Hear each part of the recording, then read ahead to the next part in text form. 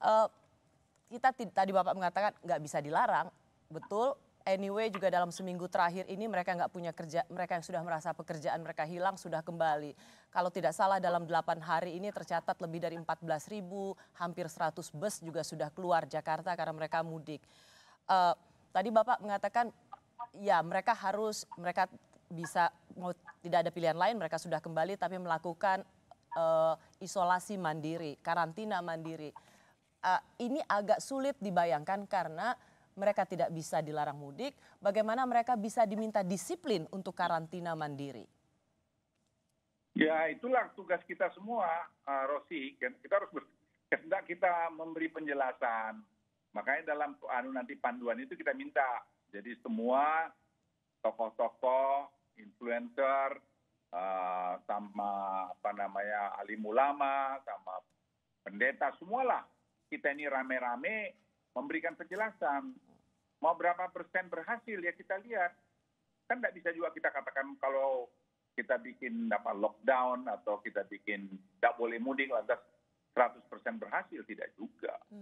Pasti ada yang tidak sempurna. Ya. Tapi saya yakin, nah ini juga tadi, ada lagi tadi yang bikin masukan. Pak Luhut tuh kok bicara tadi mengenai panas. Lalu saya bilang setiap hari orang-orang pintar kan saya undang. Oh iya, hari ini Bapak mengatakan bahwa kita bersyukur ada di Indonesia melewati garis ekuator dan itu berdasarkan ahli yang Bapak dengar virus ini akan berakhir di bulan April kalau tidak salah ya Bapak bilang gitu. Ya itu harus modeling yang dibuat. Saya kan hanya baca dan mendengar dari peneliti-peneliti kita bahwa tulisan-tulisan dari Yale, Cornell, malah tadi ada yang dari Harvard juga membuat itu. Nah modeling yang dibuat teman-teman dari mana? Dari Universitas Gadjah Mada, ada Profesor Korita, ada Profesor Yodi di sana, ada lagi dari UGE, ada dari ITB, ada dari BSN. Mereka juga bercerita yang sama, mereka bikin modeling. Jadi dibilang saya nggak pintar ya memang bukan ahlinya, tapi kan kalau tiap hari di briefing masa saya nggak ngerti? Ya ngertilah. Bahwa mereka mengatakan posisi kita di ekuator ini memang menguntungkan. Ya karena COVID-19 itu terhadap panas tinggi dan juga humidity tinggi itu nggak kuat. Tapi ada, kalau kita berkerumun juga, lah ini nggak jadi artinya. Yeah. Tapi kalau kita bikin jaga jarak bagus, itu akan lebih cepat dari negara-negara yang di posisi di utara atau selatan.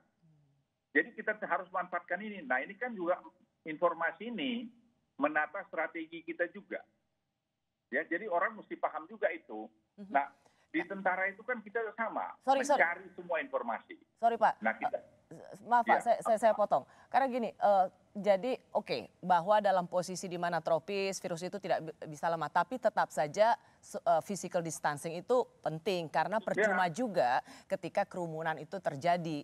Ini yang memang masih melihat pemerintah tidak konsisten tadi Pak. Bahwa pemerintah tidak melakukan intervensi yang cukup ketat untuk memastikan bahwa masyarakat itu tidak berkerumun dengan disiplin. Nggak bisa diomong itu, saya nggak setuju kalau Rosi bilang nggak. Kita pastikan harus dengan cara kita. Kan tidak mesti cara itu harus bilang nggak boleh pulang, kan nggak mesti. Kita harus berikan penalti, kalau kau lakukan begini, kita panis begini. Nah, ini kita lakukan sekarang. Daripada sekarang melarang itu kan tidak mendidik menurut saya. Hanya terus mukul aja gitu. Enggak, kita jangan pukul. Kau kalau nggak lakukan ini, kau nanti bisa jadi begini. Itu sekarang yang tanpa Anda sadari atau banyak orang sadari sedang terjadi. Dan Presiden saya lihat juga maunya begitu. Biar bangsa ini belajar untuk jadi disiplin. Nah orang bilang berapa banyak berhasil. Ya itu cost-nya nanti tergantung dia. Kalau dia tidak sadar kelakuannya ini, bisa nanti mengorbankan diri dia. Saya ingin make it clear, Rosi ya. Ya Pak Luhut, iya kalau mengorbankan. Saya katakan bahwa kita social distancing ini tidak penting, super penting. Tapi kalau dengan tadi posisi kita dengan super jaga jarak ini bisa kita pelihara, kita akan lebih baik proses pemulihannya dari tempat negara-negara yang sebelah utara kita. Atau penularannya relatif bisa lebih terkontrol. Makanya buat kita sekarang paling penting itu bagaimana mereka kita bikin jaga jarak. Jadi semua polisi kita itu akan mengacu pada jaga jarak tadi. Pak, jaga jarak, bekerja dari rumah itu termasuk juga yang turunannya bekerja dari rumah, belajar dari rumah, beribadah dari rumah. Tapi kemudian yang juga disorot adalah orang Indonesia harus disiplin untuk terhubung dari rumah. Tetapi tenaga kerja asing, terutama dalam hal ini yang disorot adalah tenaga kerja asing asal Tiongkok masih bisa berdatangan. Betul bahwa sudah ada keputusan itu tidak lagi bisa. Tapi tetap saja ada turunan-turunannya. Dan ini juga dianggap karena campur tangan seorang Luhut Binsar Panjaitan yang sangat patuh dan terlalu mengakomodasi investasi dari Cina. Kamu nggak kenal saya kalau gitu, Rosi. Mana saya mau bisa diatur-atur orang? Nggak mau saya. Saya selalu melihat kepentingan nasional. Hanya 49 yang masuk kan sudah datang. Nah, kok kita itu ribut, mereka itu lagi di karantina, kok sekarang mungkin karantinanya sudah selesai, saya nggak tahu. Nggak ada. Saya hanya meluruskan berita, karena sama juga ditwist juga oleh media beritanya. Nah, oleh Menteri Kumham, kita duduk diluruskan berita itu. Nggak ada yang salah di situ. Saya juga nggak bela, ngapain saya bela-bela yang nggak perlu.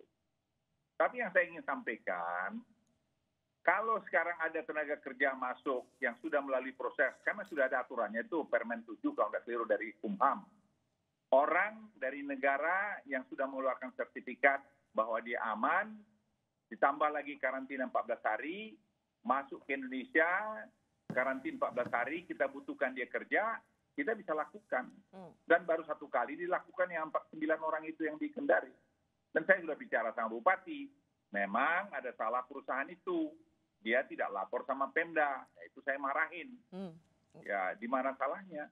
Nah, kalau sudah barang ini jadi, Rosi, industri sudah jadi, yang kerja kan 90% lebih adalah orang Indonesia. Yang kerja kan, dan itu membuat ekspor kita bagus, membuat juga pendidikan ada di sana. Jadi harus jernih berpikir, jangan terus buruk sangka. Nah, yang saya lihat tuh sedihnya saya, yang mengklaim dia intelektual terus buruk sangka, disuruh saya terima hidup. Ngapain saya nyari-nyari gitu umur saya segini? Saya udah hidup syukur kok, Tuhan kasih semua berkat buat saya. Ngapain saya cari-cari itu, saya mau rusak reputasi saya di hari tua saya? Nggak mungkin lah. Impossible to do that. Nggak ada.